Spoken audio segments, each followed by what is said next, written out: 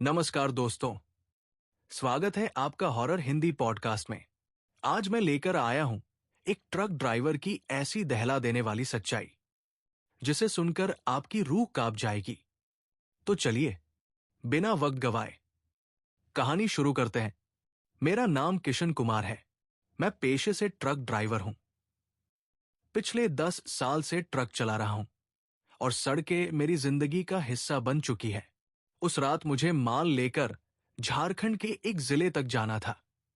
रास्ता लंबा था और जंगलों से होकर गुजरना पड़ता था। लेकिन इस बार मैं अकेला था। मेरा खलासी बीमार था। कुछ घंटे चलने के बाद भूख लगी। सड़क किनारे एक ढाबा दिखा। खाना खाया, थोड़ा आराम किया और फिर सफर शुरू कर दिया। थोड़ी दूर जाकर मुझे एक चाय की टपरी दिखी। उस टपरी पर कोई ग्राहक नहीं था, सिर्फ चाय वाला खड़ा था। उसने मुझे चाय दी और बातचीत करते करते कहा, उस्ताद जी, अगर जल्दी पहुंचना है तो एक शॉर्टकट है। यहां से 3 किलोमीटर आगे दाईं ओर। रास्ता सुनसान है लेकिन तेजी से मंजिल तक पहुंचा देगा। मैंने कहा, शॉर्टकट? लेकिन ट्रक में लोड बहुत है, पता नहीं रास्ता कैसा होगा। चाय वाले ने धीरे से कहा, रास्ता ठीक है उस्ताद जी, बस थोड़ा कच्चा हिस्सा है, गाड़ी निकल जाएगी। मैं कंफ्यूज हो गया। टाइम बचाने का लालच भी था और डर भी। आखिरकार कुछ देर सोचने के बाद मैंने उस शॉर्टकट पर ट्रक मोड़ लिया। जैसे जैसे मैं आगे बढ़ रहा था, सड़क और भी तंग होती जा रही थी। चारों ओर घना अंधेरा, सिर्फ हेडलाइट की रोशनी। दिल कह रहा था कि कहीं गलती तो नहीं कर दी। तभी मेरी नजर सड़क किनारे खड़े एक बुजुर्ग आदमी पर पड़ी। उसने हाथ उठाकर लिफ्ट मांगी। मैंने ट्रक रोका और पूछा, बाबा, इतनी रात को यहां क्या कर रहे हो?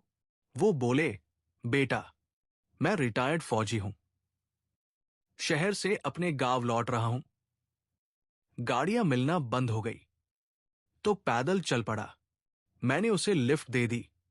रास्ते में उसने मुझसे पूछा, बेटा, तुम इस सुनसान रास्ते से क्यों जा रहे हो? मैंने चाय वाले का किस्सा बताया। बुजुर्ग कुछ देर चुप रहे, फिर गंभीर स्वर में बोले, रास्ता सही है बेटा, लेकिन समय सही नहीं है। याद रखना, ये 1 घंटा तुम्हें भारी पड़ सकता है। किसी अनजान को लिफ्ट मत देना और कोशिश करना ट्रक को मत रोकना। उनकी बातें मुझे और बेचैन कर रही थी। थोड़ी देर बाद उनका गांव आ गया। उतरते वक्त उन्होंने फिर कहा, आज की रात यहीं रुक जाओ, सुबह निकलना। लेकिन मुझे डिलीवरी समय पर करनी थी। मैंने उनकी बात टाल दी और आगे बढ़ गया। अचानक ट्रक का टायर फट गया। दिल दहल गया। अंधेरे जंगल में अकेला खड़ा था। मैंने टॉर्च निकाली और टायर बदलने लगा।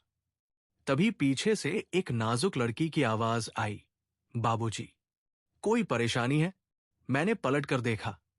एक सुंदर लड़की खड़ी थी, उम्र कोई 20-22 साल। इतनी रात को, इतने सुनसान जंगल में। उसने कहा, मैं पास के गांव से हूं, रोज सब्जी बेचने जाती हूं। देर हो गई इसलिए लौट रही हूं। जब ट्रक स्टार्ट नहीं हुआ तो उसने सुझाव दिया, बाबूजी, हमारे घर चलिए, रात यहीं रुक जाइए, सुबह मैकेनिक बुला देंगे। मैं मजबूरी में मान गया। वो मुझे कच्चे रास्ते से एक गांव की तरफ ले गई। गांव अजीब था। टूटी फूटी मिट्टी की झोपड़ियां, वीरानी, हर और सन्नाटा। उसका घर थोड़ा बेहतर दिख रहा था। वो बोली, बाबूजी, मेरी मां भी यही है, बीमार है, आराम कर रही है। उसने मुझे खाना खिलाया और कमरे में आराम करने भेज दिया। थोड़ी देर में मैं सो गया, लेकिन अचानक अजीब आवाज से नींद खुली। लकड़ी काटने जैसी आवाज और औरत की हल्की हंसी। आवाज उस कमरे से आ रही थी जहां उसकी मां थी। मैं धीरे धीरे दरवाजे तक गया, एक छोटे छेद से अंदर झांका और जो देखा, मेरी रूह कांप गई। अंदर एक खौफनाक बूढ़ी औरत बैठी थी। उसकी आंखें अंगारों जैसी लाल, दांत और नाखून बाहर निकले हुए और उसके साथ वही लड़की थी, पर अब उसका रूप बदल चुका था। लंबे दांत, पंजे और आंखों में खून जैसी चमक। वो हंस रही थी और अपनी मां से कह रही थी, मां, फिक्र मत करो, मैंने तुम्हारे लिए एक और शिकार ला दिया है, अभी उसे खत्म कर दूंगी। कमरे की दीवारों पर हड्डियां और खोपड़ियां टंगी थी। किशन की सांसें रुक सी गई।